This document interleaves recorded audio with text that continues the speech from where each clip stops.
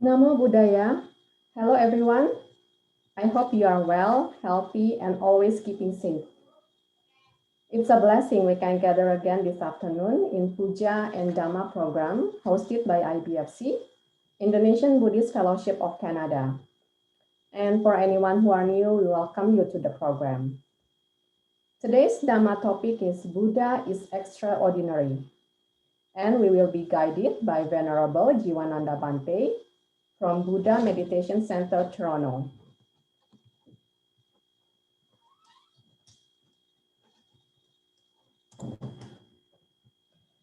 Before we start, I would like to point out a few important info and guidelines. This program is also hosted live on YouTube and will be recorded. The content will be available on IBFC Toronto YouTube channel. We will disable your camera function for privacy purposes with the exception of Bante Jiwananda, who will be leading this program. For those who's joining the program through Zoom meeting, microphone will be muted by administrator unless you are asked to unmute during Q&A session. Since the program is open to public, please be mindful and respectful during Q&A session. We also ask participants to be present and participate in sitting position and refrain from sleeping or laying down position. And lastly, we encourage participants to do active listening and avoid multitasking.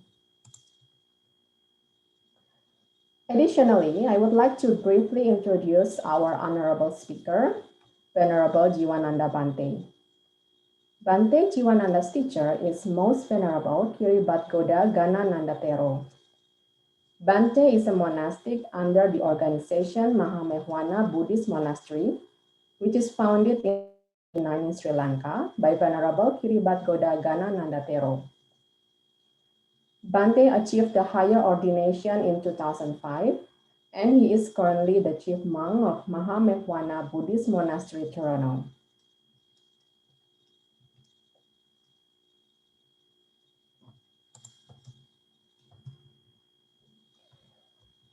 We will start the program with Parita chanting and meditation led by Bante. Everyone, please have your sitting position upright accordingly as we are about to start.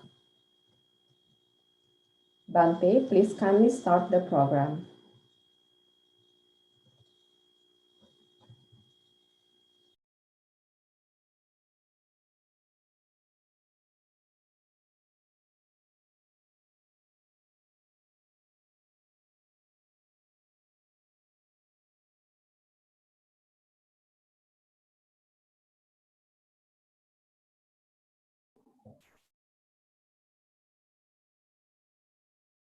Jerry Bante is not here yet. I think we need to wait a little bit.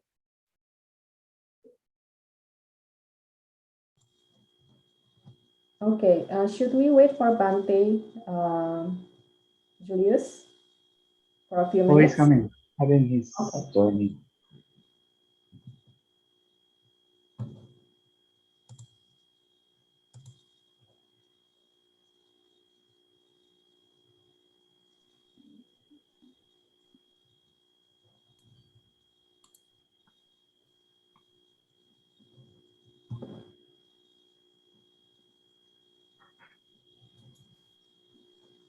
Namo Buddhaya Bante.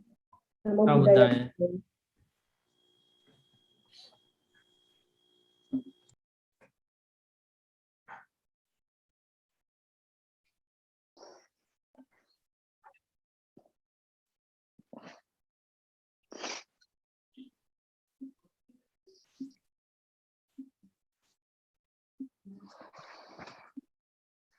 We can start, Jerry. Bante.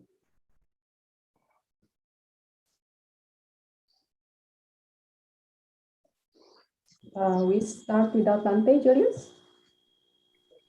Oh no, Bante is here. So oh, Bante is here. Okay, Bante, please start the program. Namo Buddhaya. Namo Buddhaya. Namo Buddhaya. Namo Buddhaya.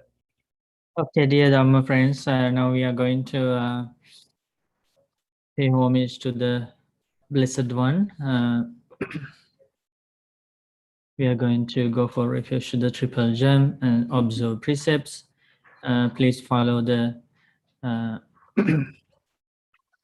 follow the chanting on the screen and chant with me. Sadhu, sadhu, sadhu. Namo tassa bhagavato arahato samma sambuddhassa. Namo tassa bhagavato arahato samma sambuddhassa. Namo tassa bhagavato arahato samma sambuddhassa. Homage to the Blessed One, the Worthy One, the Supremely Enlightened One. Homage to the Blessed One, the Worthy One, the Supremely Enlightened One. Homage to the Blessed One, the Worthy One, the Supremely Enlightened One. Buddhang saranang gacchami, Dhammang saranang gacchami, Sanghang saranang gacchami, Dutiyampi buddhang saranang gacchami, Dutiyampi dhammang saranang gacchami, Dutiyampi sanghang saranang gacchami. Tatiyampi buddhang saranang gacchami. Tatiyampi dhammang saranang gacchami. Tatiyampi sanghang saranang gacchami. Sadhu, sadhu, sadhu. To observe the 5 precepts, say after me, placing your hands together. I observe the precept of I observe the precept of abstaining from killing beings. abstaining from killing beings. I observe the precept of I observe the precept of abstaining from stealing. abstaining from stealing. I observe the precept of I observe the precept of abstaining from sexual misconduct. abstaining from sexual misconduct. I observe the precept of I observe the precept of abstaining from telling lies. abstaining from telling lies. I observe the precept of I observe the precept of abstaining from taking abstaining from taking intoxicating drinks and drugs. intoxicating drinks and drugs. I follow these precepts I follow these precepts for happiness in this life, for happiness in this life, for rebirth in heaven, for rebirth in heaven, and to realize the Four Noble Truths and to realize the Four Noble Truths in this Gautama Buddha's dispensation. in this Gautama Buddha's dispensation. Sadhu, sadhu.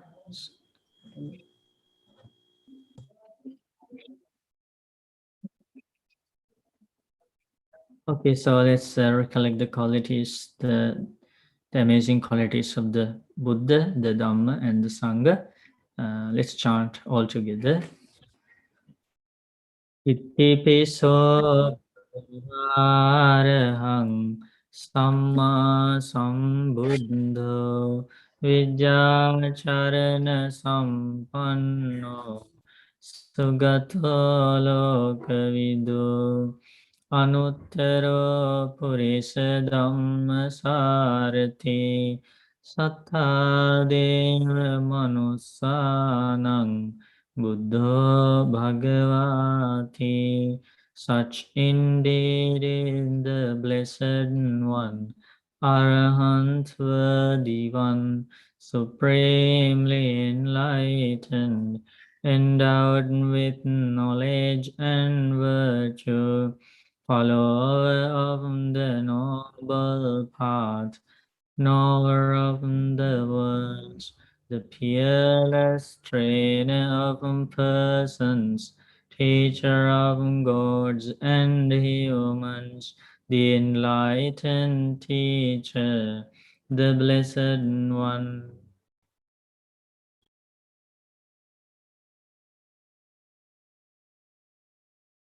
Swakhato bhagavata dhammo sanditthiko akaliko ehi passiko opanaiko pacchattam veditabbo vinyojiti. Well taught by the Blessed One is the Dhamma, visible here and now, timeless, open to all, learned and applied to oneself, understood by the wise, each for himself. Supatipanno bhagavato savaka sangho. Ujjapatipanno bhagavato savaka sangho. Nyayapatipanno bhagavato savaka sangho. Samichipatipanno bhagavato savaka sangho. Yadidan Chantari Purisa Yugani Atta Purisa Puggala Esa Bhagavato Savaka Sangho Pahuneyo Pahuneyo Dakhineyo Anjali Karaniyo Anuttarang Punyaketang Lokasati. Of pure conduct is the order of disciples of the Blessed One. Of upright conduct is the order of disciples of the Blessed One. Of wise conduct is the order of disciples of the Blessed One. Of generous conduct is the order of disciples of the Blessed One. Those four pairs of persons, the eight kinds of individuals, that is the order of disciples of the Blessed One. They are worthy of offerings. They are worthy of hospitality. They are worthy of gifts. They are worthy of reverential salutations, an incomparable field of merit for the world. Sadhu, sadhu, sadhu.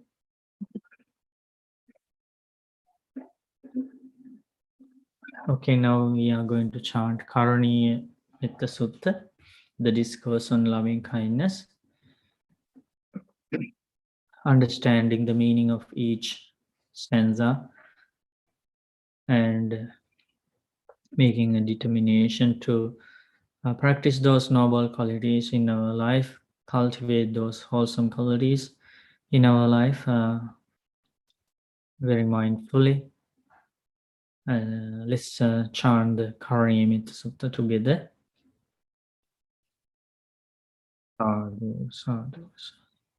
Paraniyamatha kusalena yantang santang padang abhisamicca sakko jocha sujocha suachochassa mudu anatimani.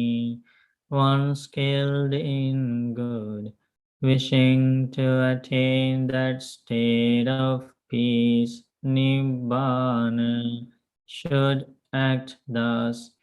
He should be clever, upright, exceedingly upright, obedient, gentle, and humble. Santussako cha subharo cha appakicho cha sallavakavutti santindriyo cha nipako cha appagabho kulesu ananugidho. He should be content, easy to support, with few duties, living lightly, controlled in senses, discerning, courteous, and not attached to families. न च क्षुद्दं समाचरे किञ्चि येन विඤ्ञो परे उपवदेयुं सुखिनो वाख्येमिनो हन्तु सब्बे सत्ता भवन्तु सुखितत्ता. One should not do any slight wrong, which the wise might censure. May all beings be happy and secure. May all beings have happy mind. Eke jipana bhutati tasava thavarava navasesa dighavāye mahantava madhima rasakhanukathula. Whatever living beings there may be, without exception, timid or fearless, long or large, medium, short, subtle or gross,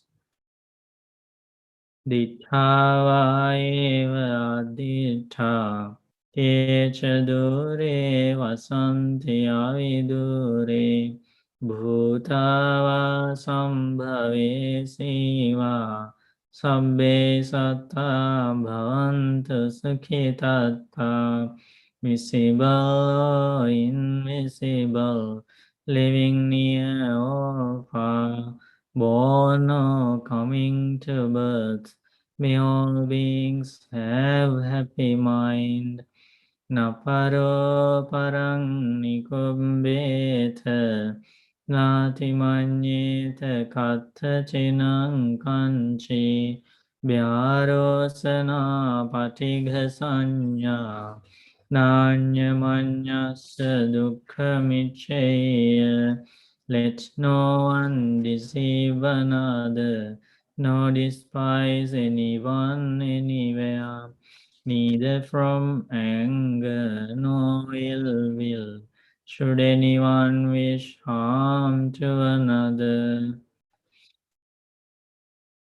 Mata yatha niyang puttang ayusa eka putta manuragke evam pi sambha bhutesu manasam bhavaye aparimanang. As a mother would risk her own life to protect her only child, even so towards all living beings, one should cultivate boundless loving kindness. Mettancha sabbhalokasming manasambhavaye aparimanang uddhang adhocha tiriyancha asambadhang averang asapatthang. One should cultivate for all the world a heart of boundless loving kindness, above, below, and all around, unobstructed, without hatred or resentment. Cittan charang nisinno va Sayano vayava tassa vigata midho etang sating adhiteya brahmametang viharang idhamahu whether standing, walking or sitting, lying down or whenever awake, one should develop this mindfulness. This is called divinely dwelling here. Dittinchanupagamma silava dasanena sampanno kamesu vinayagedham nahi jatu gabhaseyang punareti not falling into wrong views, but virtuous and possessing right view, removing desire for sense pleasures. One comes never again to birth in a womb. Etena sachena swati hotu. By this truth, may there be well-being. Sadhu, sadhu, sadhu.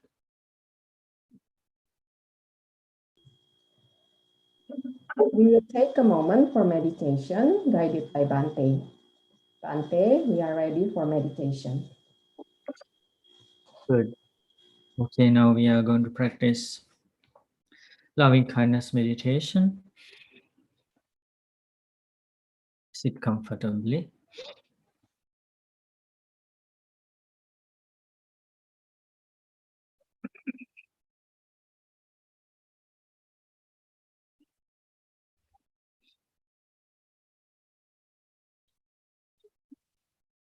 Listen to me and think in this way.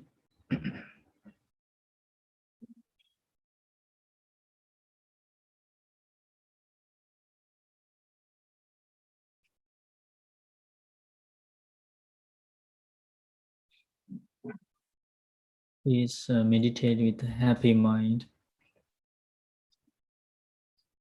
understanding the importance of this opportunity you have here to practice the instructions of a fully enlightened Buddha. Also understanding the powerful good karma that you are going to make by practicing loving kindness meditation.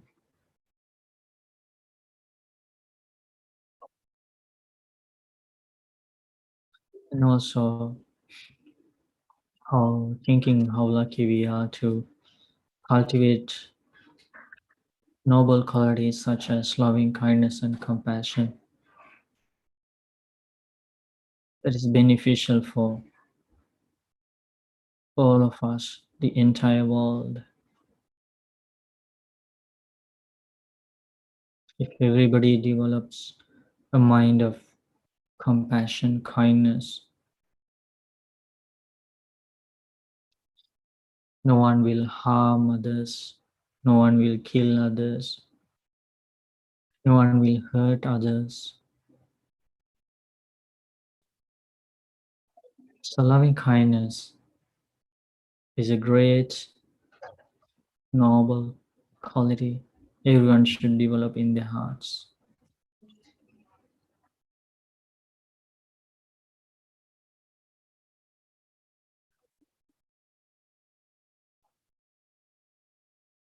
Please think in this way. May I be free from anger. May I be free from ill will. May I be free from jealousy. May I be free from mental suffering. May I be free from physical suffering.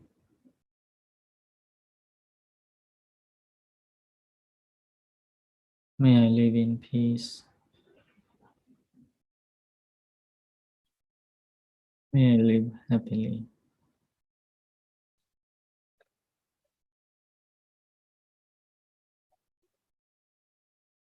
May my mother, father, relatives, my family members, and friends be free from anger, be free from ill will, be free from jealousy, be free from mental suffering, be free from physical suffering. May they live in peace.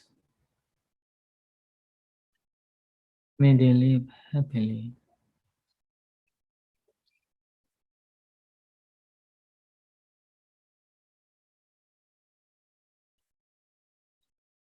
May all beings in this city be free from anger,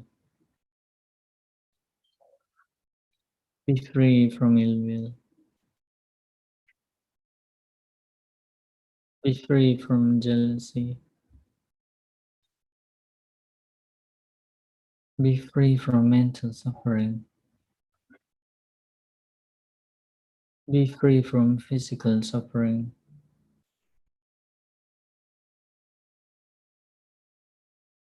May all beings in this city live in peace.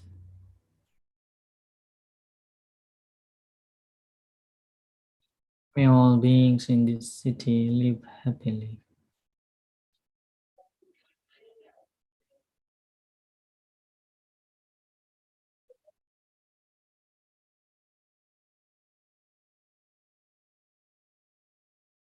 May all beings in this province be free from anger, be free from ill will,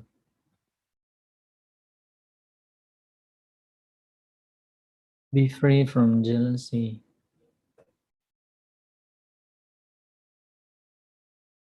be free from mental suffering,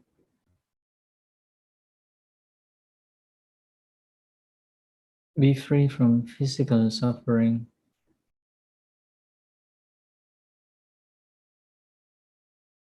May all beings in this province live in peace.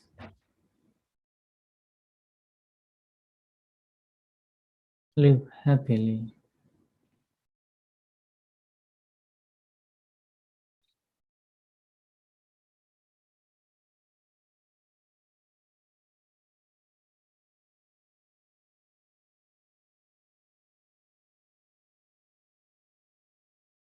May all beings in this country be free from anger,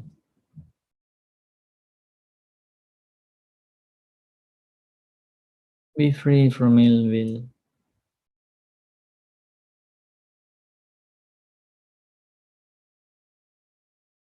be free from jealousy,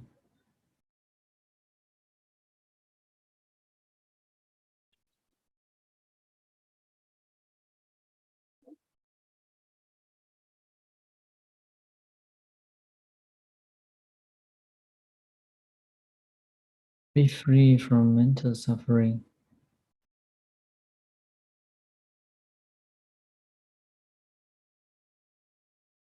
May all beings in this country be free from physical suffering.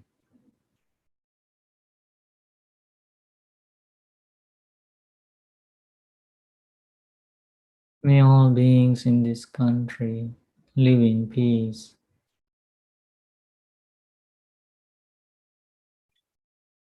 Live happily.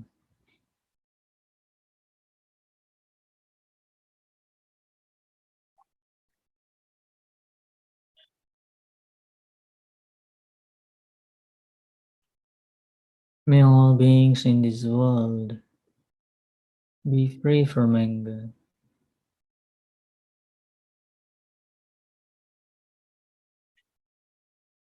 be free from ill will,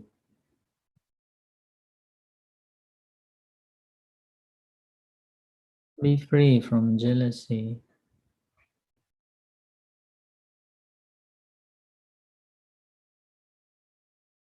May all beings in this world live in peace.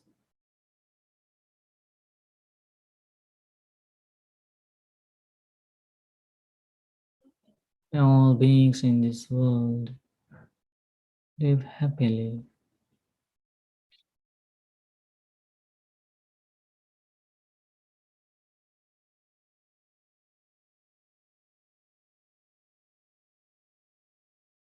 May all beings be free from anger, be free from ill will,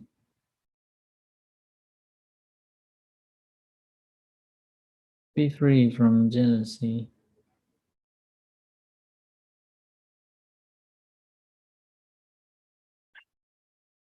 be free from mental suffering,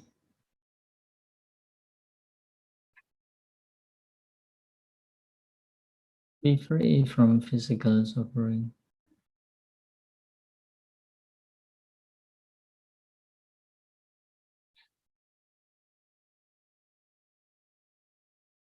May all beings live in peace.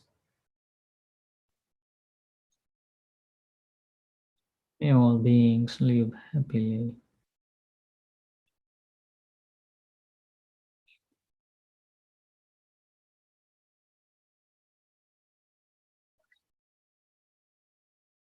May no danger come to anyone.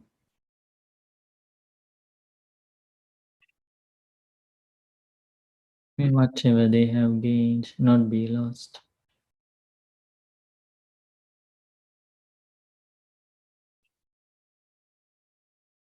May all beings live in peace, live happily.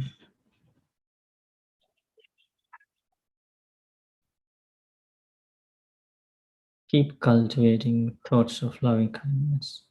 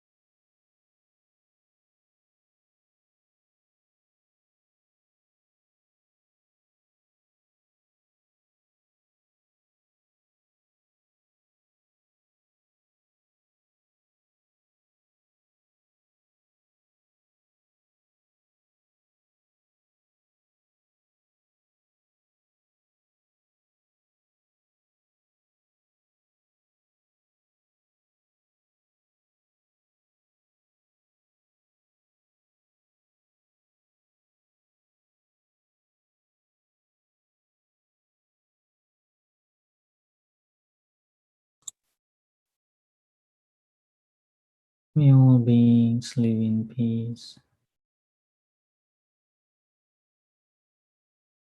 May all beings live happily.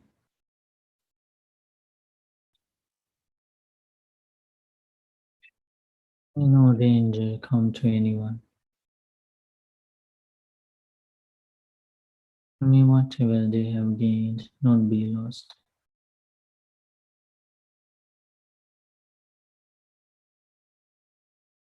May all beings live in peace. May all beings live happily.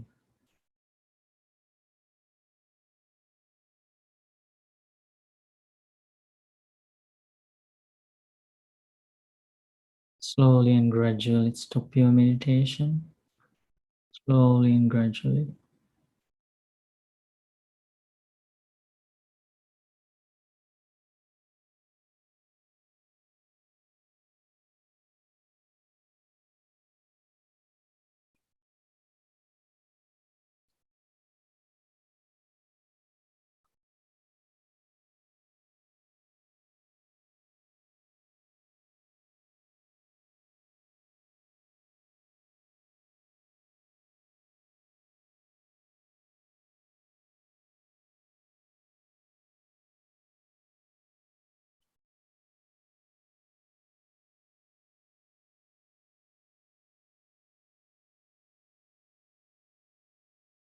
Sadhu, sadhu, sadhu.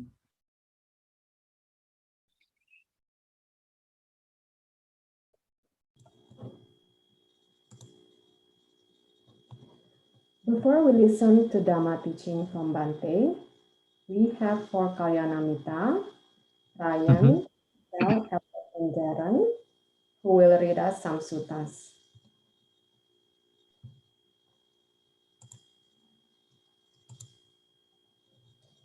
The first one is Ryan.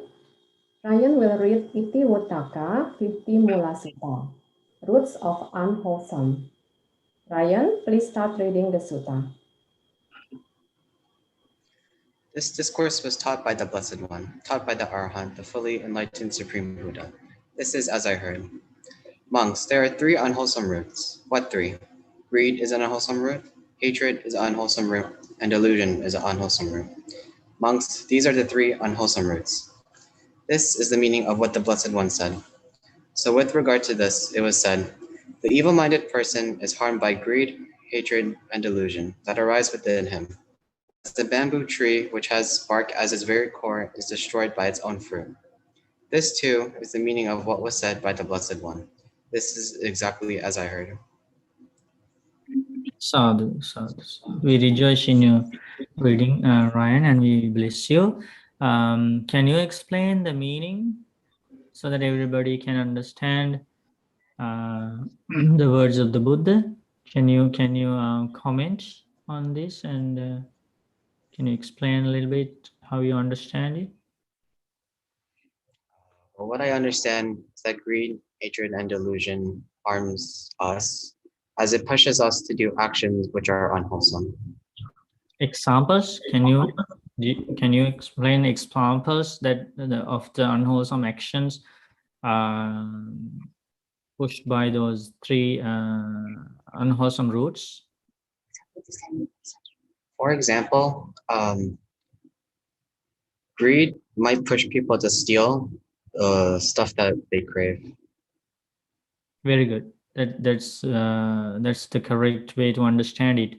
That is how exactly the Buddha teaches. If there is killing happening, stealing, sexual misconduct, those are the three types of bodily misconduct, and Buddha teaches the doer of those three actions. Again, the killing, stealing, and sexual misconduct, those three types of bodily misconduct are definitely done by the mind, which is overpowered by either greed or hatred or delusion. So Buddha teaches that is how the bad karma is accumulated. And more examples about the unwholesome actions, right? Some people might kill or harm others out of ill will and hatred. Yeah. So that's again based on unwholesome roots, right? How about verbal misconduct? So basically, So do you know what falls under verbal misconduct? What kind of actions, unwholesome actions, falls under verbal misconduct? Means speech. Hate speech, there's gossip, Gossip, harsh speech, lying, divisive speech, and all these unwholesome actions follow the roots of unwholesomeness. They follow the unwholesome roots. So that means if somebody tries to cheat another person, or if somebody speaks harshly to somebody, okay, so in the behind of that person's mind, definitely there should be these roots of unwholesomeness, either greed, hatred, or delusion. So that means we cannot cheat somebody by telling lies without having an unwholesome root inside our mind. So that means we cannot cheat somebody having loving kindness. That means the opposite of the hatred. Having loving kindness inside our mind, we cannot cheat somebody. If we cheat somebody, then definitely there is either greed, hatred, or delusion in the background. Isn't that very powerful? yes, So that we can distinguish between good and bad actions, right? So that means from the external appearance, people might conclude this is a good action, but actually we have to check what is in the mind of the doer. Whether the mind of the doer is governed by the roots of unwholesomeness or wholesomeness. That's how good karma and bad karma is accumulated. Right, Ryan? yes, Bante. So what is this simile that Buddha explains here about the person with greed, hatred, and delusion?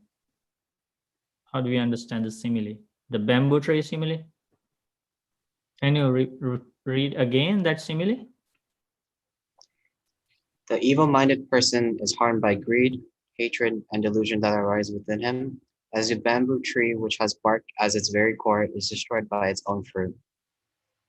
Yeah, very good. So that means the person who acts with the mind of greed, hatred, and delusion actually is, even though he thinks that he harms others by killing, stealing, engaging in sexual misconduct, cheating somebody, even though he thinks he harms another person, he actually harms himself, right?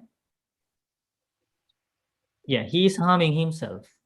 It's like the bamboo tree which has bark as its very core is destroyed by its own fruit.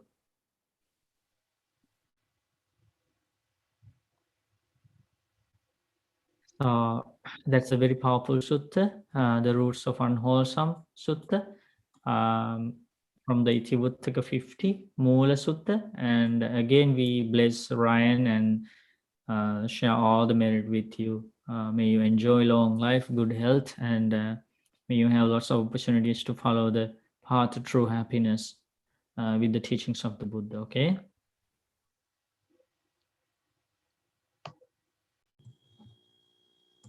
Before we go to the next sutta reading, yeah, are there any questions? Any Kalyana Mitras want to ask anything about the roots of unwholesomeness or any other questions?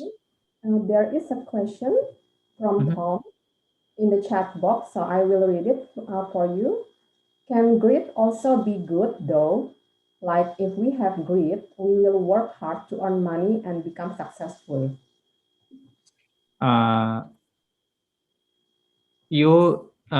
The person who asked the question thinks like that because there are some good desires behind our actions. So we don't call them greediness. We don't call them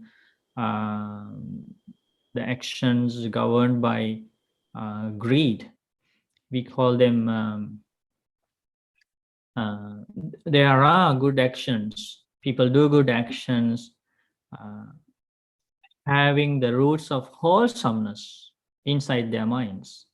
If something is beneficial, if something leads to your success and others' success, it should come with the root of wholesomeness. So the other sutta, after this sutta, should be about the roots of wholesomeness. And there Buddha teaches, if an action is a good action, a beneficial action, beneficial for yourself, beneficial for others, then definitely it should be done with the help of the root of wholesomeness.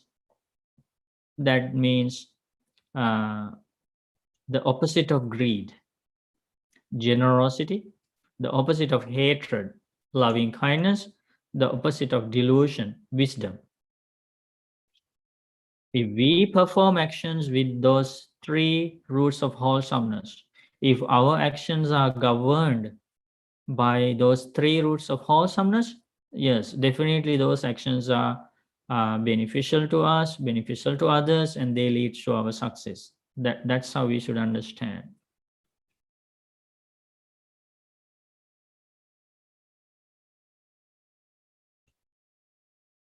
Vani has a question, I think.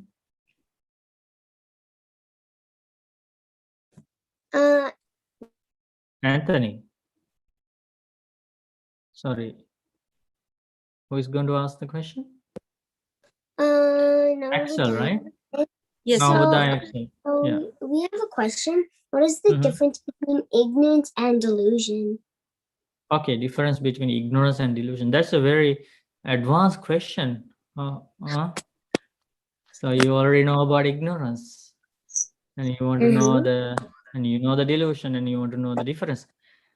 So ignorance, normally the word ignorance is used by the translators to translate the Pali word avidya. Avidya. Have you heard, Axel, the word avidya? Avidya. Avidya means not knowing the Four Noble Truths, not knowing the reality of life. That's ignorance. So what are the Four Noble Truths? Suffering. Suffering.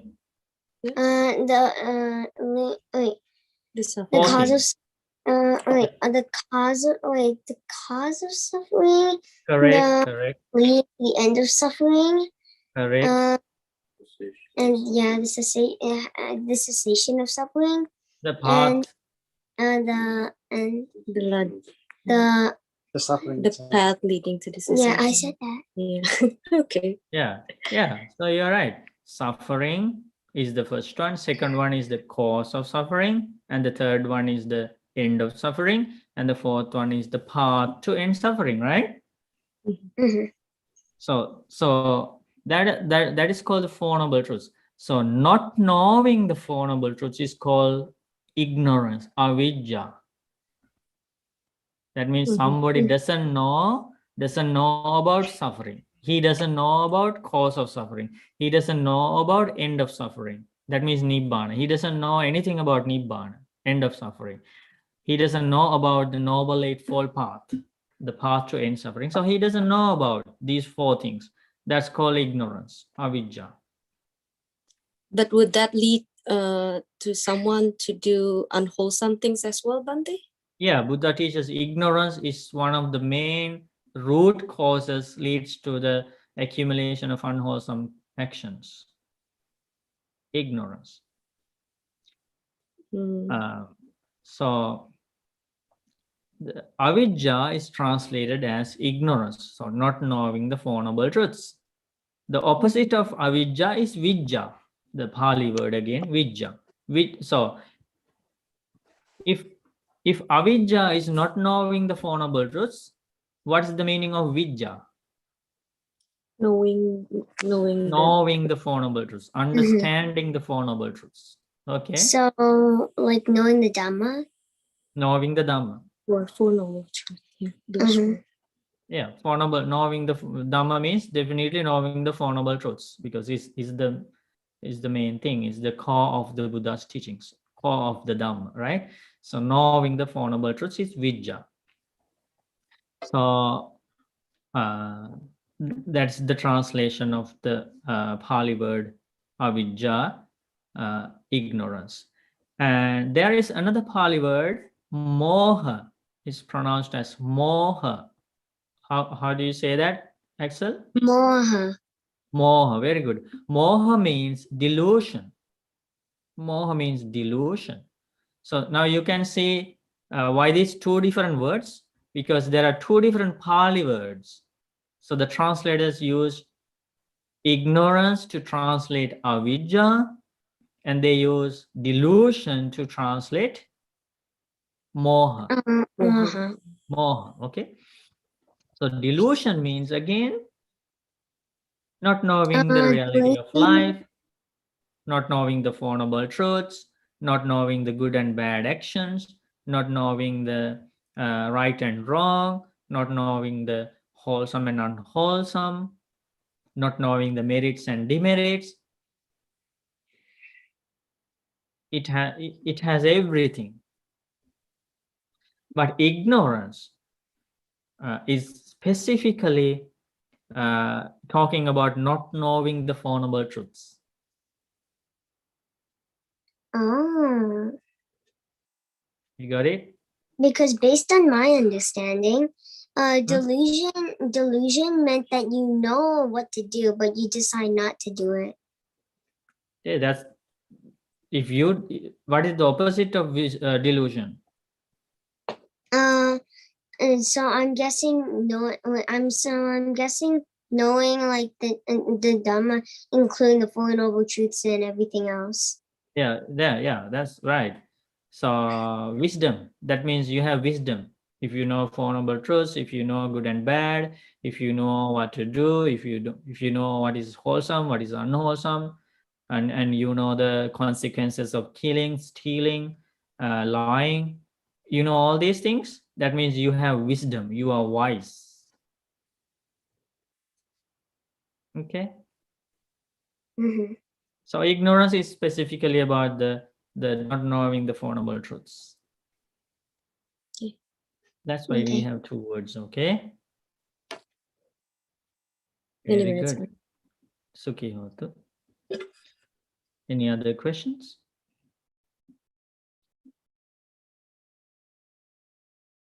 Okay, so I think we can go to the second sutta reading. Sally? Okay. Anumodana, thank you, Ryan. May we benefit from this sutta.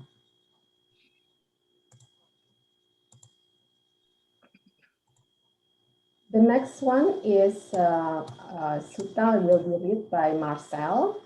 Marcel will read Iti Utaka 46 Sika Nisamsa Sutta, Benefits of Training. Marcel, you can start reading the sutta. Iti Utaka 46, Sikani Samma Sutta, Benefits of Training. The Buddha explains how a monk should live experiencing the triple training called virtue, concentration, and wisdom. This discourse was taught by the Blessed One, taught by the Arahant, the fully enlightened Supreme Buddha, as I heard. Monks live experiencing the benefits of the triple training called virtue, concentration, and wisdom. Live with wisdom as the foremost leader in your life. Live with liberation as the end goal. Live with mindfulness as the mastering factor in your life. Monks, when you live experiencing the benefit of the triple training with wisdom as the foremost leader in your life, with liberation as the end goal, and with your mindfulness as the mastering factor in your life, then one of the two fruits is to be expected. Liberation in this very life, or there being some residual defilement, the fruit of non-returning. This is the meaning of what the Blessed One said. So with regard to this, it was said, the one who has completed the path to ultimate freedom is incapable of declining, lies with wisdom as the foremost leader, and sees the ending of rebirth. This, indeed, is a sage bearing his final body. Abandoning conceit, he has gone beyond aging, I say. Therefore, monks always delight in meditation, live with the still mind, practice the Dhamma ardently, see the ending of rebirth, conquer Mara and his army, and become one who has gone beyond rebirth, aging, and death. This too is the meaning of what was said by the Blessed One. This is exactly as I heard. So we rejoice in your reading the word of the Buddha, and we bless you. May I know your name, please? Marcel. Okay, so Very good. So what can you understand from this sutta? So there is a very powerful message and advice here. So how can you try to apply that to your life? As one experiences and different things and trains in. Wait, can I start from the beginning? Yeah, no problem. All right. As one experiences. Wait, what was the question again? Yeah, like what are the qualities that we can apply in our life according to this sutta, and there is an advice from the Buddha. So what kind of things that we should practice? So Buddha talks about triple training here. So what is the meaning of triple training? Triple training. When we train in doing good merits, doing good things without helping other people, say good, nice words, I guess. Yeah. Yeah. So that falls under virtue, right? Yeah. Sila, and so that's the first one of the triple training. Second one, concentration. Yeah, you become more. You become more. Yeah, it basically relates to calming the mind, meditation. So sila, samadhi, and the last one, wisdom. Wisdom. Yeah, wisdom. Understanding the Four Noble Truths, understanding the wholesome and unwholesome, understanding the cause and effect mechanism of life, developing insight, vipassana, and all these things. Panya. So sila, samadhi, panya means triple training, right? So, and Buddha encourages people to practice these noble qualities, right? Because animals cannot practice these qualities. The beings in the lower world, like hell beings, ghostly beings, they cannot practice these noble qualities. As humans, we have a great opportunity to practice these noble qualities, and Buddha teaches you must live experiencing the benefits of triple training, sila, samadhi, panya. Experience the benefits in this very life. The benefits are never going to harm you. You are not going to lose anything. So that's a powerful message from the Buddha. And also, Buddha teaches here another powerful message.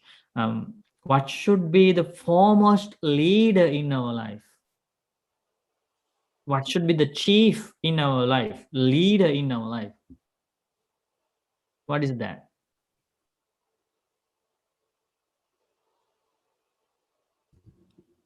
That's the wisdom. Yeah, wisdom. Wisdom should be the leader in our life. That is how we are going to protect our true happiness. So no one can steal true happiness from us if we live with wisdom as the leader, as our leader. So wisdom is guiding us. We know what kind of friends we should associate with. We know what kind of people we should avoid. We know what kind of actions we should do. We know about merit. We know about demerit. That's all wisdom. So if there is no that wisdom leader to guide us, we will fall in trouble again and again. We will have to live with regretful minds, remorseful minds. See the words of the Buddha, the advice. We should live with wisdom as our leader. And what should be our end goal? Like, this is a very powerful sutta, because people ask, sometimes people ask, what is the purpose of living? Right? That's a common question people ask. Like, what is the purpose of living? What should I do? What should be my goal? People ask. This is the straight answer, direct answer. What should be the end goal in our life? Attaining enlightenment. Huh? Attaining enlightenment, right? Buddha teaches liberation should be your end goal. Enlightenment should be your end goal. That's how you're going to use this human life in a successful way. You will never regret about it. So you should set your goal, end goal, as liberation, enlightenment. You are not, you will never think that you wasted your human life if you set your end goal as liberation. That's powerful, because throughout the path to achieve that end goal, liberation, you are going to develop so many wholesome qualities, noble qualities. You're going to cleanse your mind. You are going to purify your mind. Your whole life, all the actions will be purified. All the actions will be governed by wholesome roots, and you have a peaceful life because you have a beautiful end goal, and that end goal benefits yourself and benefits others. It's not going to do any harm if you have liberation as the end goal. What should be the mastering factor in our life according to the Buddha's understanding?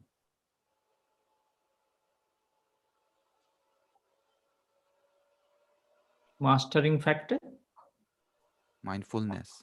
Mindfulness should be the mastering factor. Mindfulness refers to the techniques of seeing the true nature of life.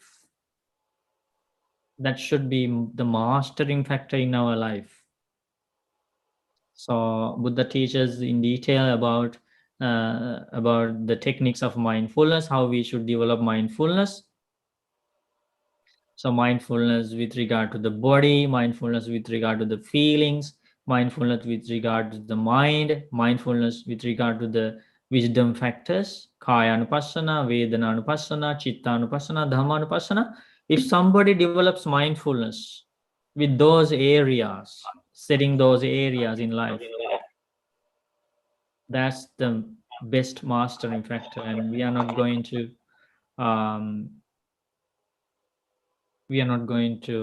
meet any danger. And Buddha teaches it's like the safest area that the disciple should wander. That's the mindfulness. And what will be the result if we practice Sila, Samadhi, Panya, triple training, virtue, concentration, and wisdom, and living as with the wisdom as the foremost leader, and live with liberation as the end goal, live with mindfulness as the mastering factor, what is the result? We will be liberated in this very life, or if there are any remaining defilements before our death, if we could not attain final enlightenment, what will be the next result? Become a non-returner. You become a non-returning. That means non-returner means the third stage of enlightenment, right? Right, Marcel, you know about the stages of enlightenment? Just So you know about enlightenment, right? yeah, that's the final stage. Final stage, yes. So some people attain the final stage in this very life, right? Yes. But some people don't attain the final stage in this very life, right? Yeah, they become Yeah, so they attain the other stages of enlightenment before the final one. So the final one means, in another word, is the fourth stage of enlightenment. So that means there are 3 other stages of enlightenment before the 4th one, right? So which one is the non-returning? Is that the first one? Is that the second one? Is that the third one? Third one. Very good. That's the third one. Third stage of enlightenment is the non-returning. So powerful benefits, powerful results by practicing all these noble qualities, right? And Buddha teaches us that we should always delight in meditation, live with a still mind, practice Dhamma ardently, right? And see the ending of rebirth. How important it is to see the end of rebirth. How important it is. Like highest on highest and Yes. Like the most important thing.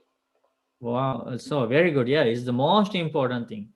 Don't you think that being reborn again and again is a happy thing? Why you think it's the most important thing?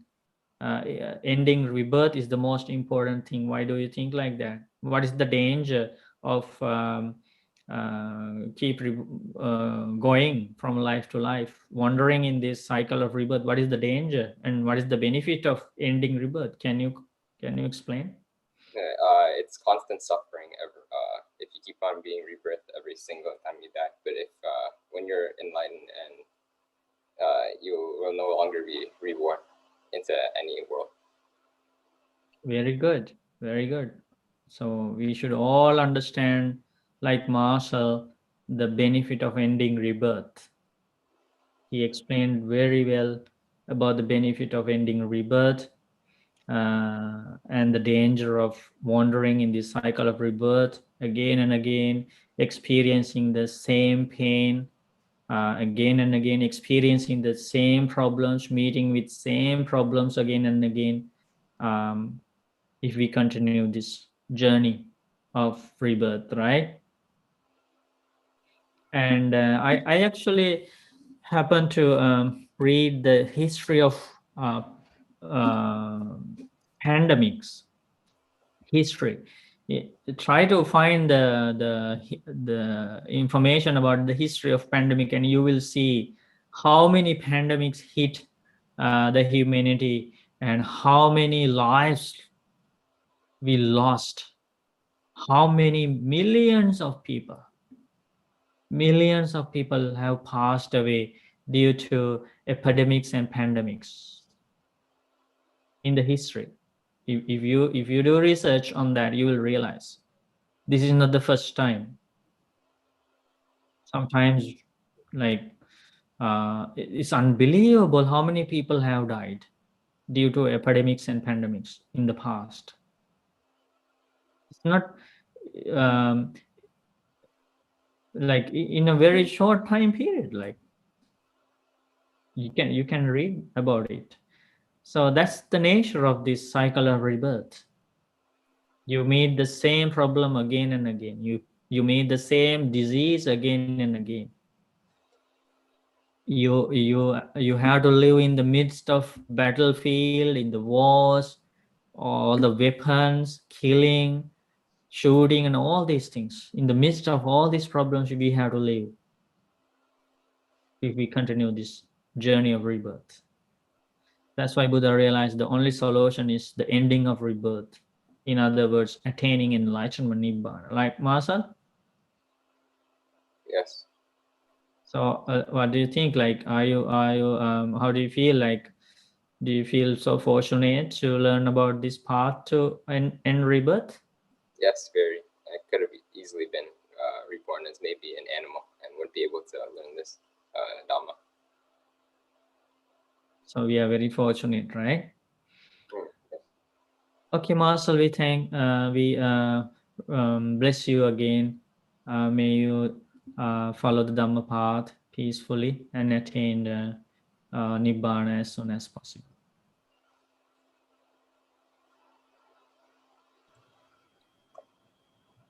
Okay, Sally, we can go to the okay, before going to the questions, the next one, if you have any questions, you are welcome to ask.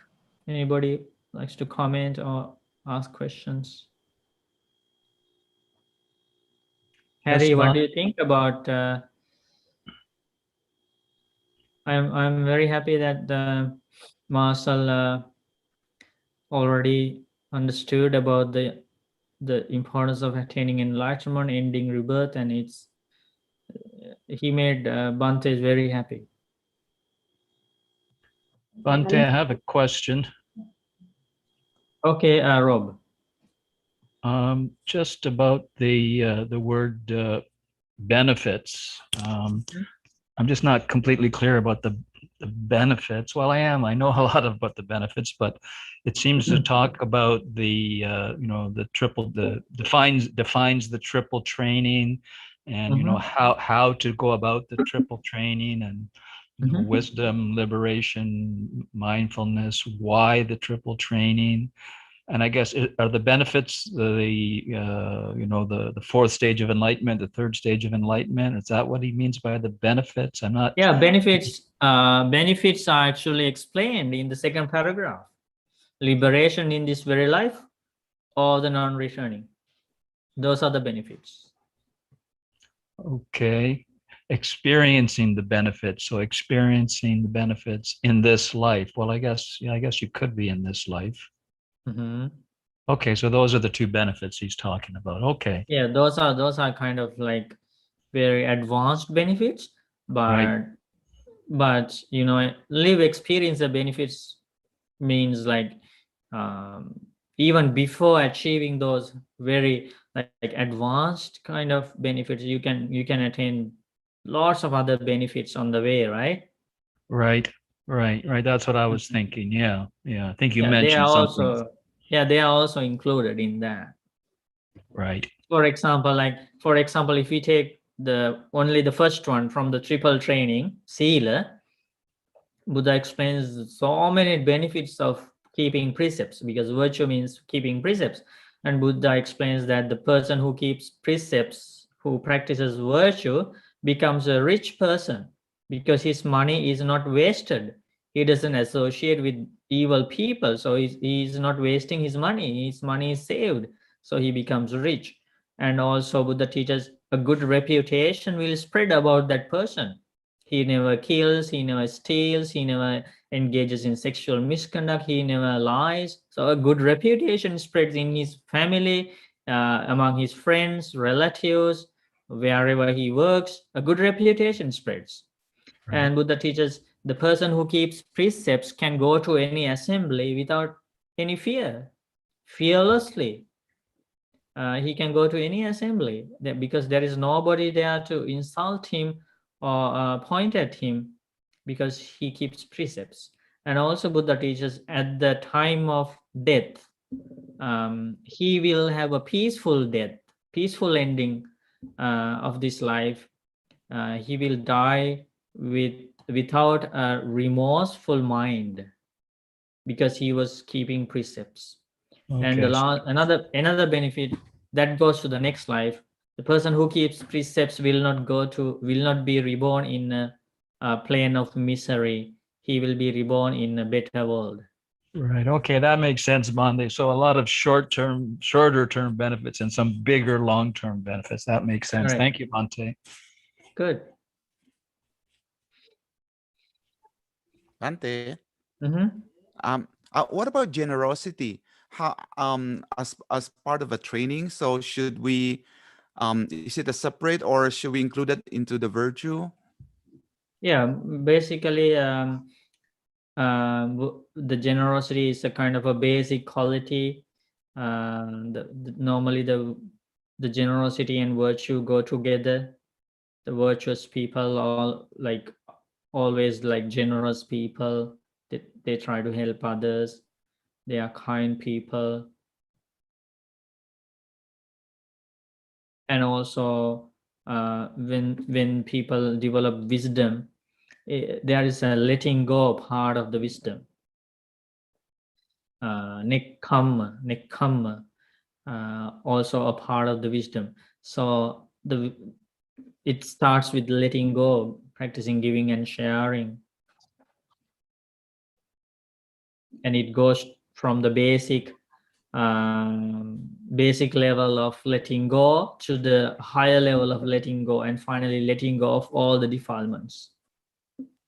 So Bante, the letting go itself is one of the it's one kind of a generosity, because of letting go of the mind, Letting go of Okay, the okay. defilements. Yeah, it is described in one of the suttas. The best letting very go good. is the letting go of defilements.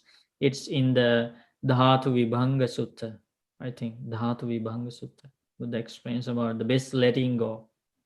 It is the letting go of Very good to know. defilements. Mhm. Yeah, because we always think of material things, or let's say, some other immaterial, but letting go Letting itself, go it of is material thing. Letting go of material thing is also needs some sort of wisdom.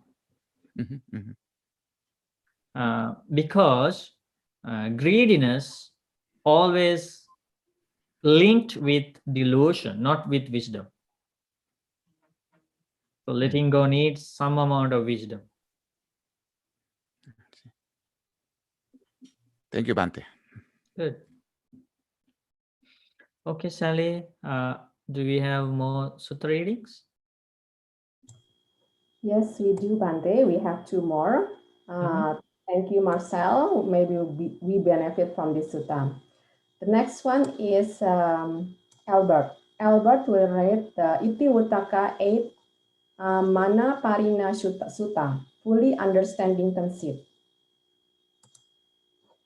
Albert, please start reading the sutta. Okay, so this sutta is fully understanding conceit. One who fully knows and fully understands conceit is capable of putting an end to suffering. This discourse was taught by the Blessed One, taught by the Arahant, the fully enlightened Supreme Buddha. This is as I heard. Monks, one who has not fully known conceit and not fully understood it with insight, whose mind has not been cleansed of passion for conceit and has not abandoned it, is incapable of putting an end to suffering. But one who has fully known and fully understood conceit, whose mind has been cleansed of passion for conceit and has abandoned it, is capable of putting an end to suffering. This is the meaning of what the Blessed One said. So with regard to this, it was said, all beings are possessed by conceit, bound by conceit, and delighted with repeated existence. Not fully understanding conceit, they come again to further existence. But those who have abandoned conceit and destroyed conceit are liberated from it. They have conquered the bondage of conceit and have overcome all suffering. This, too, is the meaning of what was said by the Blessed One. This is exactly as I heard. Sadhu. Okay, Albert, we rejoice in your reading and bless you. Albert, can you explain about conceit? So how do you understand conceit? Is that a common word, conceit? Do you know the meaning? Yeah, I wouldn't say it's common. From my understanding, conceit is excessive pride in oneself, kind of in one's abilities, one's accomplishments. That's my understanding of conceit. Yeah, that's not wrong. It's a part of that, like basically self-centered thinking pattern and exalting oneself and belittling others, thinking high of oneself, right? Yeah. Yeah, like those delusional way of thinking, conceit, being conceited, and Buddha teaches all beings are possessed by conceit, and that's is that a good thing or a bad thing? Not a good thing.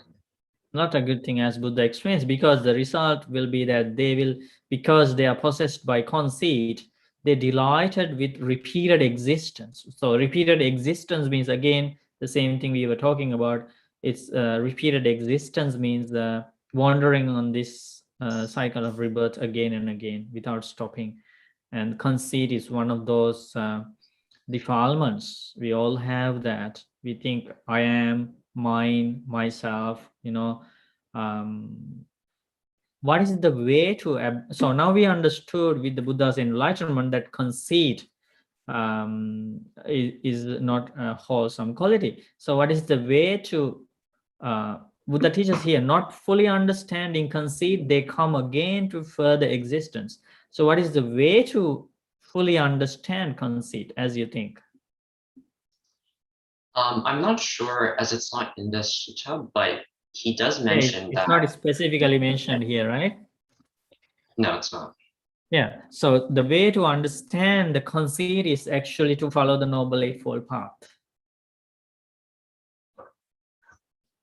The path to end suffering. That is the way to fully understand conceit, to abandon conceit, to destroy conceit, and to be liberated from conceit. The path, what is the path, Albert?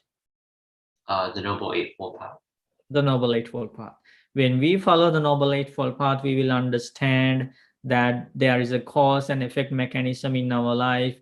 There is no such thing as I am, myself. Everything is conditioned by impermanent causes. So everything will come to an end. basically we need the understanding of the deep Dhamma to abandon conceit. Buddha teaches the conceit always plays its role with not understanding the true nature of the 5 groups of clinging. We have 5 groups of clinging. Rupa, that means this body, physical body. Vedana, feelings. Sanya, perceptions. Chetana, the thoughts, the volitions. Vijnana, consciousness. Buddha teaches basically the conceit is hidden in these 5 areas. So we consider body as mine, myself. But Buddha teaches if you follow the Noble Eightfold Path, if you develop samatha and vipassana, the calming and insight meditation, you will realize there is no me in this body. There is no I am in this body. There is no myself in this body. Buddha teaches this body will eventually be a part of the ground. All the hard parts of this body will go back to the earth. All the watery parts of this body, inside the body, liquids, will mix with the water outside. This heat will be a part of the nature. The air we breathe, in and out breathing, it is a part of the nature. It's the same wind that blows outside. Buddha teaches, if you develop the Noble Eightfold Path, you will realize that there is no mind inside this body, no I am, no myself. So then you will realize, why should I be conceited, that thinking that this is I am, this is mine, this is myself? No, your conceit will be abandoned. In the same way, Buddha teaches, if you develop the Noble Eightfold Path to understand the true nature of the feelings, happy feelings, painful feelings, neutral feelings. Normally now, when we feel something, we think, I am feeling happy, I am happy, I am sad. It is a painful feeling. I am painful now. Buddha teaches, if we understand properly with insight, we will realize, no, there is no I am here in feelings, no mine, no myself in feelings. Buddha teaches, when contact arises, when the pleasant contact arises, pleasant feeling arises. If there was me, if there was myself, if there was mine, why can't you hold on to that feeling? And you can always have that happy feeling. It won't go away because you are the owner of the happy feeling. There is a self of the happy feeling. Buddha proves there is no self, no I am, no mine in a happy feeling. That's why it changes, even though you don't like. Why it changes? You will see with insight that when happy, the pleasant contact arises, pleasant feeling arises. As soon as the pleasant contact disappears, the pleasant feeling disappears. Same thing with unpleasant feelings, painful feelings. With the unpleasant contact, painful feeling arises. It stays there as long as the unpleasant contact stays. As soon as the unpleasant contact changes, the unpleasant feeling changes. Now, can you see that cause and effect mechanism here? There is no involvement of a person there. It just causes arise, effects arise. Causes disappear, effects disappear. That is the way to abandon conceit. When you understand that there is no mine, no I am, no myself, you will realize there's nothing here to hold on to. People are conceited by holding on to their beauty, their skills, their wealth, their properties, their fame, their publicity. That's how they become conceited. But when we understand the true nature, that all these causes and conditions come into play and they disappear, there's only a cause and effect mechanism. Everybody dies, everybody ages, everybody gets sick, everybody is impermanent, everybody has temporary lives. Like, there is no place for conceit. Did you get that, Albert? Yeah, that was really helpful. Very good. Yeah, so, and we again, we are very happy that you selected this sutta. It has a very deep meaning. And so I think we should all take some time to learn about deep teachings. And so we will understand the true nature of conceit, and we will start following the path to end conceit, and which is the path to true happiness. Very good. Any questions after listening to Albert's sutta reading? Any questions anybody has?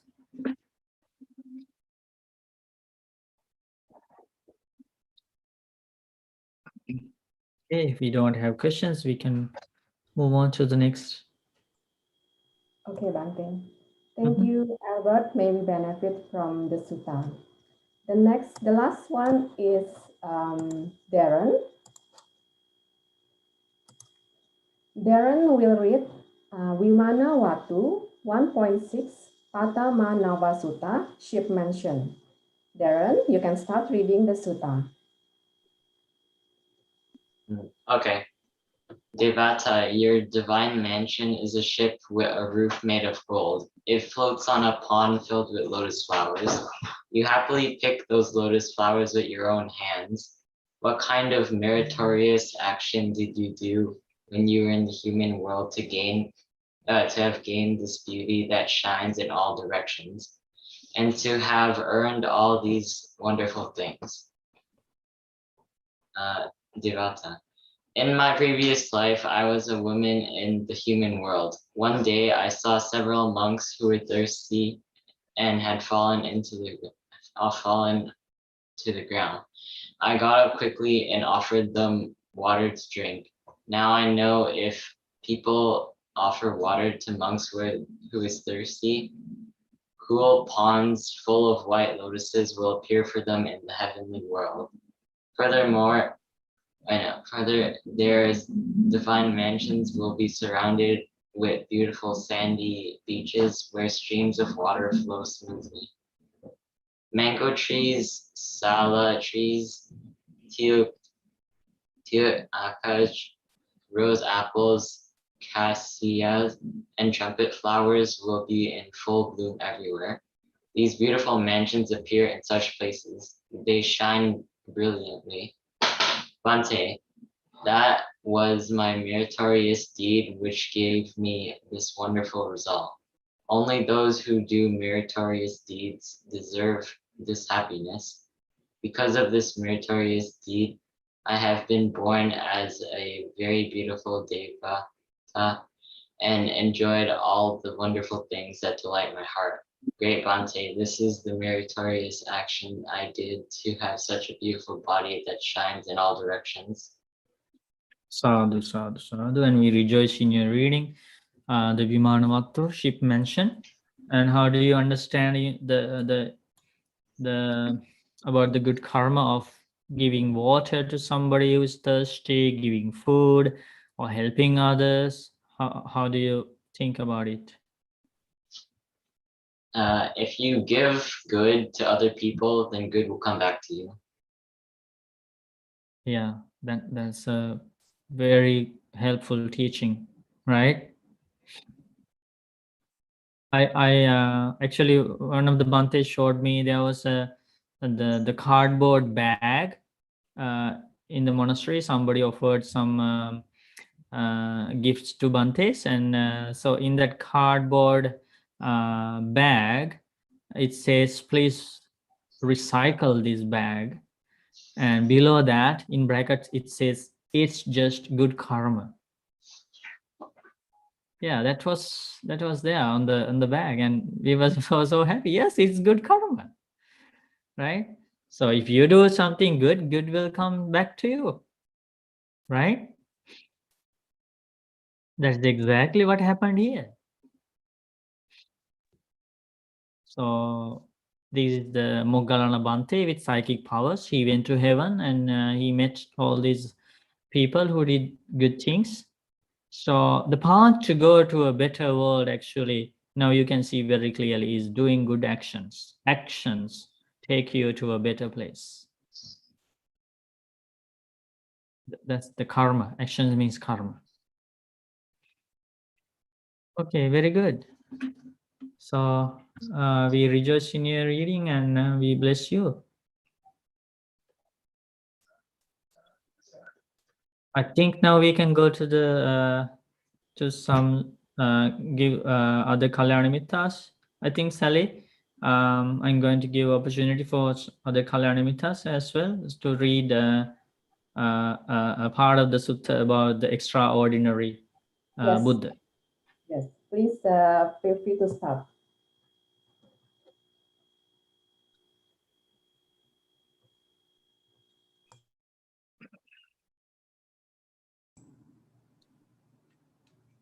Which part is it? Okay. Okay, yeah. So now I can share the sutta with everybody. Can I read Bhante? Yeah, so let me share the sutta. Thank you. Okay, so now we are going to learn about the extraordinary nature of the Buddha, which is actually one of another topic for today's program. So I wanted you to read and discuss about this part of the sutta from the Mahasihanada Sutta, Majjhima Nikaya. Let's learn about the extraordinary nature of the Buddha. Sir, can I start there? Yes. Thank you. Sadhu, sadhu, sadhu. Sariputta, I recall having practiced a spiritual path consisting of 4 factors. I used to be a self-mortifier, the ultimate self-mortifier. I used to live rough, the ultimate rouge liver. I used to live in disgust at sin, the ultimate one living in disgust at sin. I used to be secluded in ultimate seclusion. And this is what my self-mortification was like. I went naked. Okay, so let me explain something here, Catherine. So now we are going to learn about the Buddha's self-mortification. That means before attaining the enlightenment, Buddha didn't have any teacher, so he had to find his own way, the Noble Eightfold Path. So he didn't know anything about it. So he practiced. He tested some methods that were available at that time in India. Some other practitioners, ascetics followed and believed commonly that torturing the body is the path to enlightenment. So he wanted to practice that to the highest extreme, and this is how the Buddha to be was practicing that, and in that practice he was extraordinary, and we can't even imagine practicing like this to this maximum extreme like of self-modification. That's what we are going to learn now. Okay. Yes, Catherine, you can continue. Okay. I went naked, ignoring conventions. I licked my hands and didn't come or stop when asked.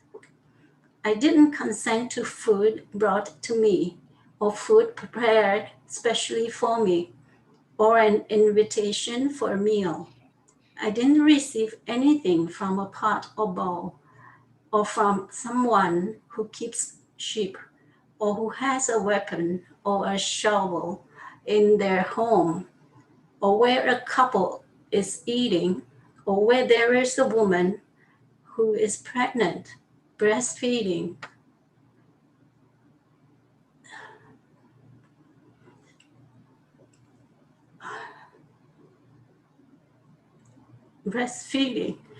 Or who has a man in her home, or where food or distribution is advertised, or where there is a dog waiting or flies buzzing. I accepted no fish or meat or liquor or wine, and drank no beer. I went to just one house for alms, taking just one mouthful, or 2 houses and 2 mouthfuls. up to 7 houses and 7 mouthfuls. I fed on 1 sauce a day, 2 sauces a day, up to 7 sauces a day. I ate once a day, once every second day, up to once a week, and so on, even up to once a fortnight. I lived committed to the practice of eating food at set intervals.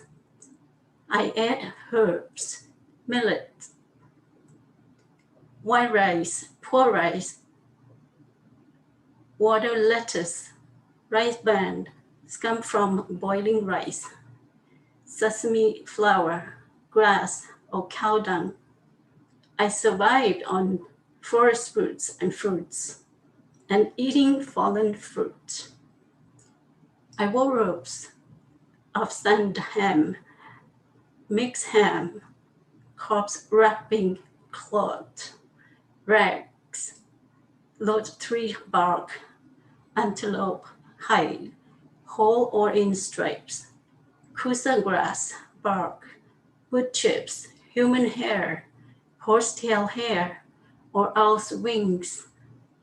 I tore out hair and beard, committed to this practice. I constantly stood, refusing seats. I squatted, committed to the endeavor of squatting. I lay on a mat of thorns, making a mat of thorns my bed. I was committed to the practice of immersion in water 3 times a day, including the evening. And so I lived committed to practicing these various ways of mortifying and tormenting the body. Such was my practice of self-mortification. And this is what my rough living was like. The dust and dirt built up on my body over many years until it started flaking off. It's like the trunk of pale moon, ebony tree, which builds up bark over many years until it starts flaking it off. But it didn't occur to me, oh, this dust and dirt must be rubbed off by my hand or another's. That didn't occur to me. Such was my rough living.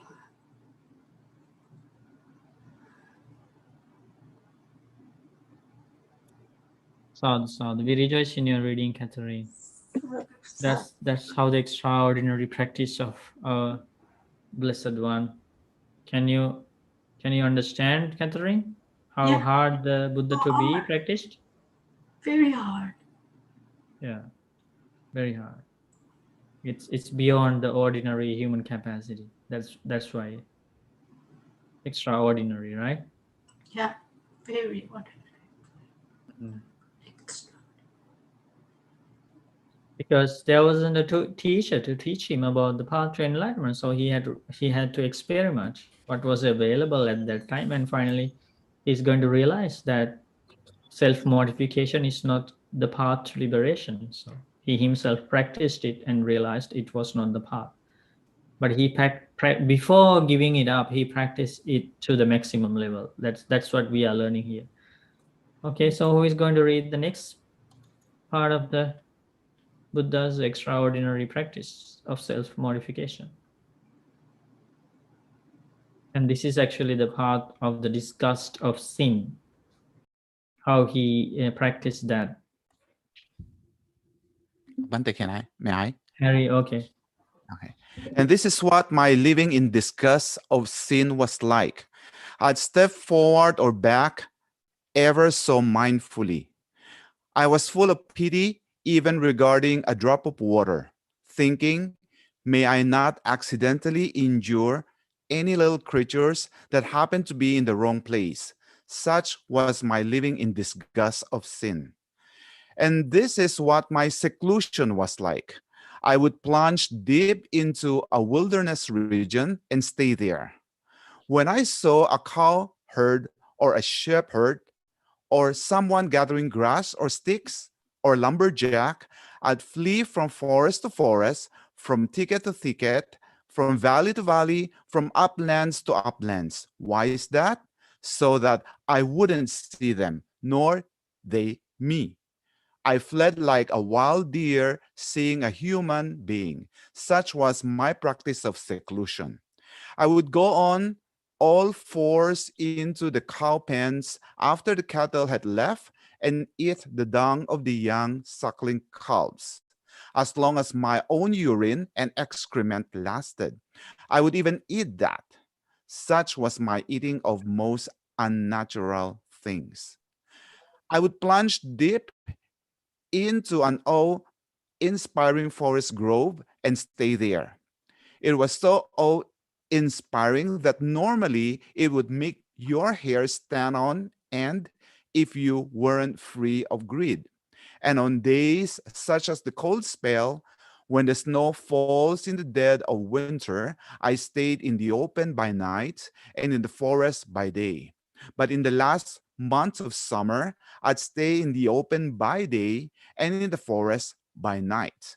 And then these verses, which were neither supernaturally inspired nor learned before in the past, occurred to me. Scorched and frozen, alone in the awe-inspiring forest, naked, no fire to sit beside, the sage still pursues his quest. I would make my bed in the charnel ground with the bones of the dead for a pillow. Then the cowboys would come up to me, that spit and piss on me, throw mud on me, even poke sticks in my ears. But I don't recall ever having a bad thought about them. Such was my abiding in equanimity. There are some ascetics and Brahmins who have this doctrine and view. Purity comes from food. They say, let's live on jujubes. So they eat jujubes and jujube powder and drink jujube juice.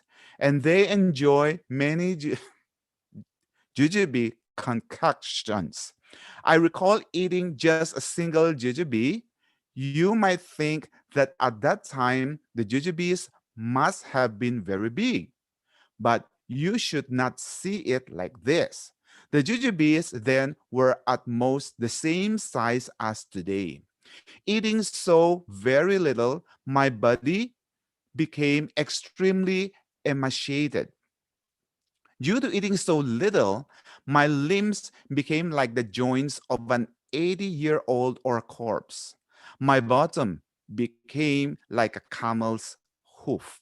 My vertebrae struck out like beads on a string, and my ribs were as gaunt as the broken down rafters on an old barn. Due to eating so little, the gleam of my eyes sank deep in their sockets, like the gleam of water sunk deep down a well. Due to eating so little, my scalp shriveled and withered like a green bitter gourd in the wind and sun. Due to eating so little, the skin of my belly stuck to my backbone, so that when I tried to rub the skin of my belly, I grabbed my backbone. And when I tried to rub my backbone, I rubbed the skin of my belly. Due to eating so little, when I tried to urinate or defecate, I fell face down right there. Due to eating so little, when I tried to relieve my body by rubbing my limbs with my hands, the hair rotted at its roots, fell out. Sadhu, sadhu. Okay, sadhu, sadhu, sadhu. Harry, we rejoice in your reading. So can an ordinary human being do all these things? No. So Buddha is extraordinary. Sadhu, sadhu, sadhu.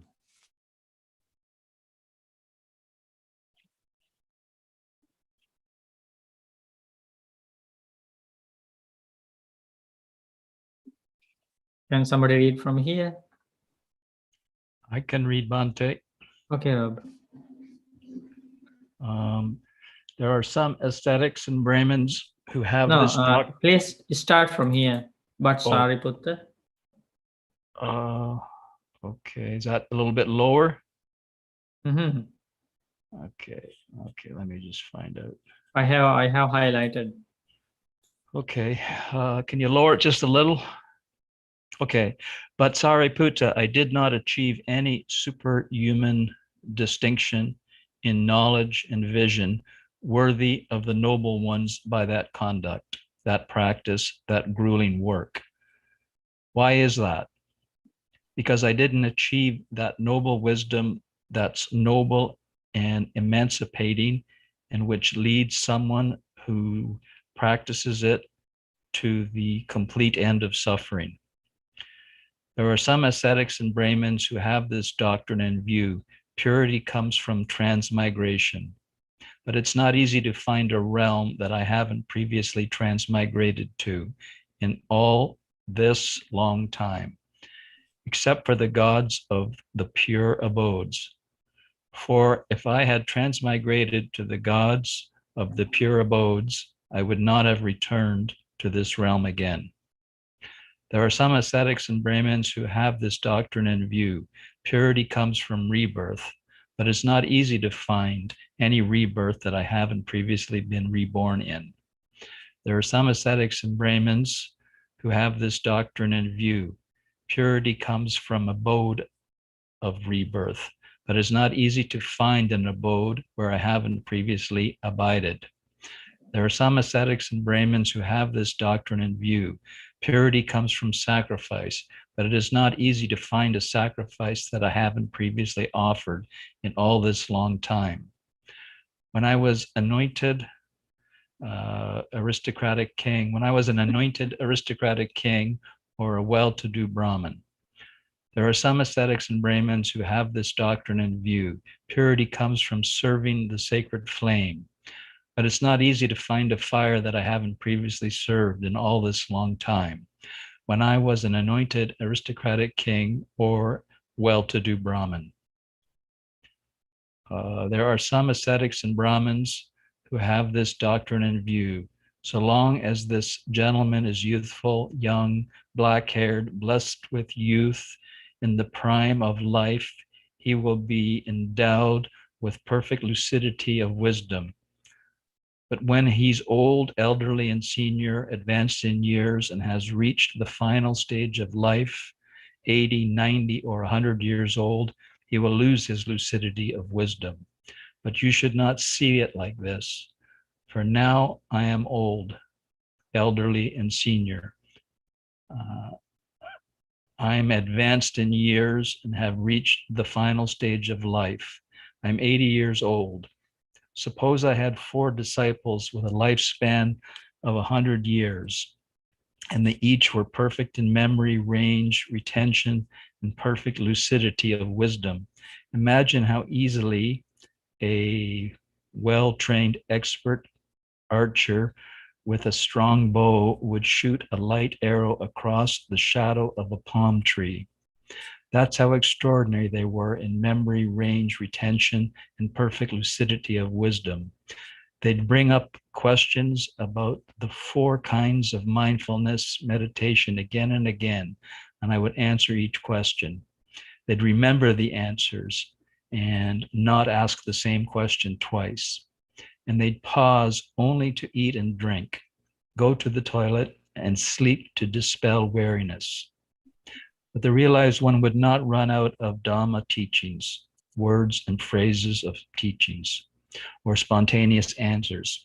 And at the end of 100 years, my 4 disciples would pass away. Even if you have to carry me around on a stretcher, there will never be any deterioration in the realized one's lucidity of wisdom. And if there's anyone of whom it may be rightly said that a being not liable to delusions has arisen in the world for the welfare and happiness of the people, for the benefit, welfare, and happiness of gods and humans, it's of me that this should be said. Sadhu, sadhu. So that is the life of an extraordinary being.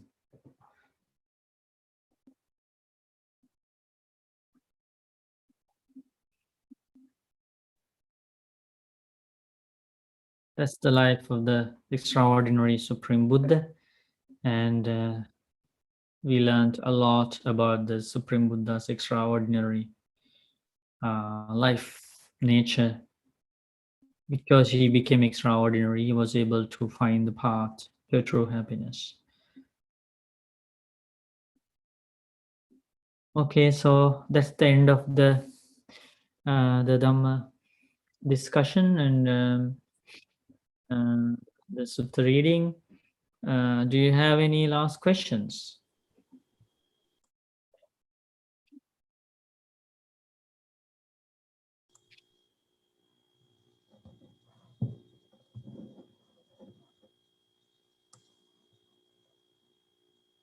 Or any comments about the Supreme Buddha's extraordinary nature?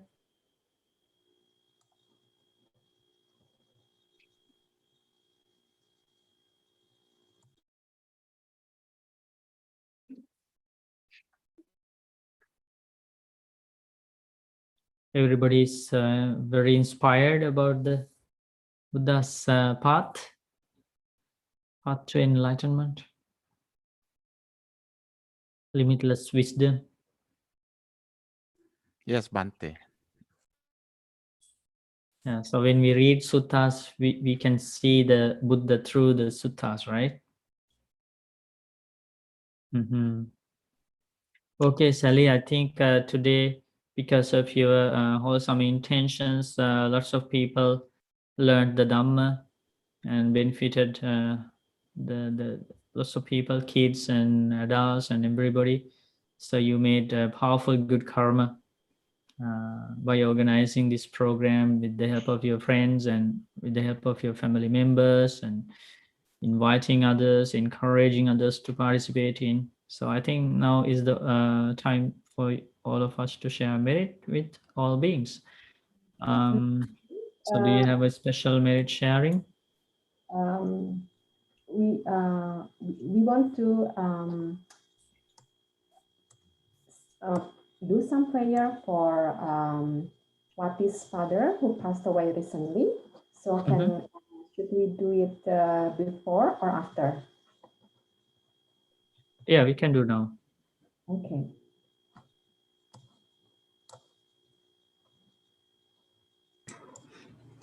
Bante. Catherine? Yeah.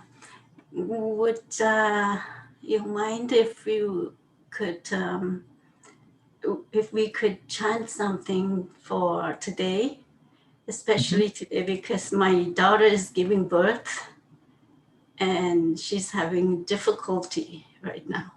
Definitely, we can chant Angulimala Parita and Thank you. yeah, wishing peace for her. Thank you.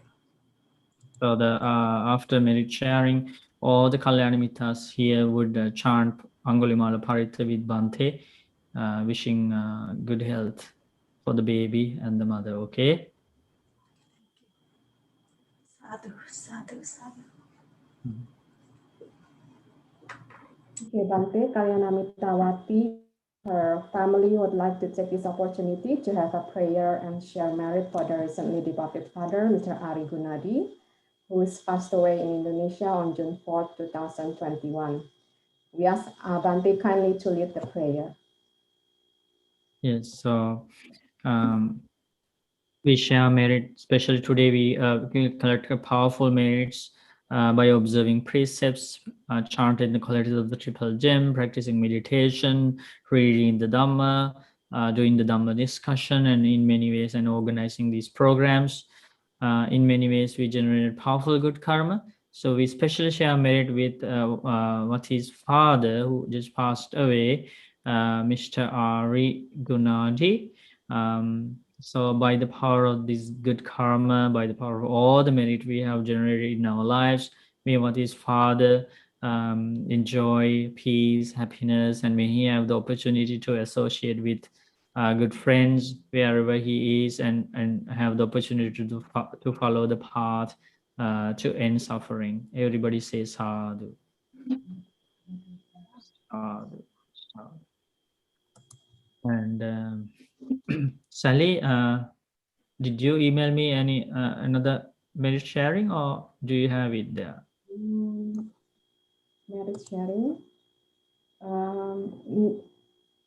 I mean, you mean for anyone who wants to pray for their departed loved one or their parents, Bante? No. Okay, so in general, we can share merit to all the departed relatives, right? Yeah, so we share merit with all the departed relatives of Sally's family and all the Kalyanamitta's departed relatives. By the power of this good karma, may all of them have the opportunity to achieve the peace, true happiness, and the opportunity to follow the path to end suffering. Sadhu, sadhu, sadhu. We also share merit with all the devas, heavenly beings. May they rejoice in this merit and help all of us to follow the Dhamma path peacefully. Sadhu, sadhu. We share merit with our teacher, Loku Swamin Wahanse, and Loku Swamin teaches us this Dhamma out of compassion. May Loku Swamin rejoice in this merit and attain Nibbana. Sadhu, sadhu. We also share merit with all the Bhantes and nuns around the world. May they enjoy long life, good health, and have the opportunities to help more and more people. And may they also attain Nibbana. Sadhu, sadhu. And we also share merit with the Indonesian the Buddhist community who host this program, who organize this program with the president and with all the members of the Indonesian association. So may all of them enjoy good health, long life, and have more opportunities to help people share the Dhamma, and may they also attain Nibbana. Sadhu, sadhu. We also share merit with Sally's family. Sally, her husband, with children, with all the family members. By the power of this Dhammadana, may all of them enjoy long life, good health, and may they have the opportunity to follow the path and attain Nibbana. Sadhu, sadhu, sadhu. And we share merit with all the Kalyanamitas who joined the program today. May all of them enjoy long life, good health. May all of them have the opportunity to listen to more and more Dhamma and attain the supreme bliss of Nibbana.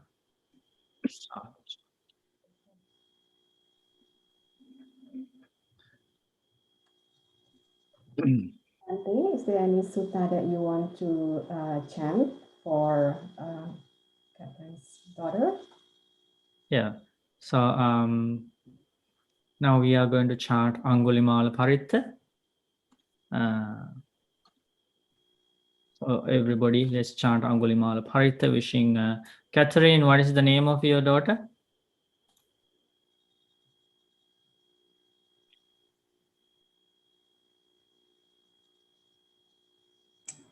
Karen?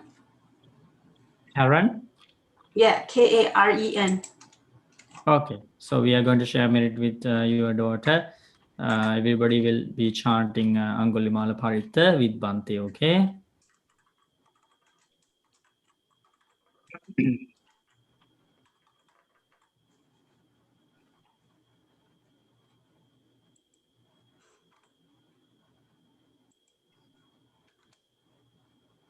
Okay, can everybody see the Angulimala Paritta on the screen? No. No, No. Bante. No. Yes, Bante. Yeah, you can see, right? No. Yes, Bante. We cannot. Yeah, Bante. it's No. shared. It's shared. Okay. Yeah, Yes, showing now. we can see it now. Yeah. Good. Okay, so this is the Angulimala Paritta chanted by Arahant Angulimala Thero to give peace and to ease the delivery of a pregnant mother. So before she was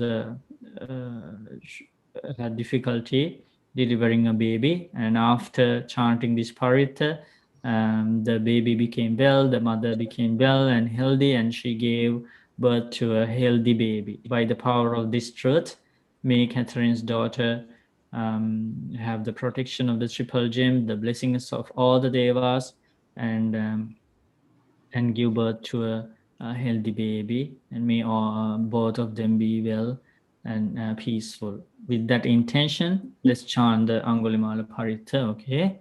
Sadhu, sadhu, sadhu. Namo tassa bhagavato arahato samma sambuddhassa. Namo tassa bhagavato arahato samma sambuddhassa. Namo tassa bhagavato arahato samma sambuddhassa. Haritang yang bhanantassa nishinnathana dhonang udakampi vinaseti sabbameva parissayang sothina gabhuttanang yancha sadheti tankane thera sangoli malasa lokanathena bhasitang kappathai mahatejang parittantang bhanamai Yato bhagini ariyaya jatiya jato nabhijanami sanchichapanan jivita uropeta tena sachena sottite otu sotti gambhasati Yato bhagini ariyaya jatiya jato nabhijanami sanchichapanan jivita uropeta Tena sachena sotti te hotu sotti gabbasati Yato bhagini ariyaya jatiya jato nabhijanami sanchichapanan jivita voropeta Tena sachena sotti te hotu sotti gabbasati. Please read with me. Even the water that is used to wash the seat which Arahant Angulimala sat on and recited this parita. The water can end all sufferings. If a pregnant mother suffers from any pain, she will be well and be strong enough to stand instantly. Now we shall recite that very powerful parita taught by the Buddha to Arahant Angulimala, which will hold its power for an eon.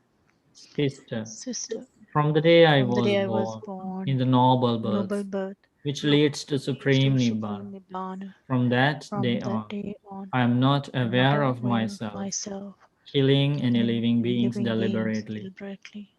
By this truth, may you be well. May the delivery of your child be peaceful.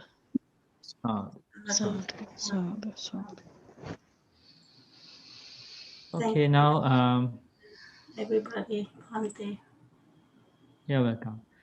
Okay, Sally, now we can, Bhante is going to chant the verses of blessings.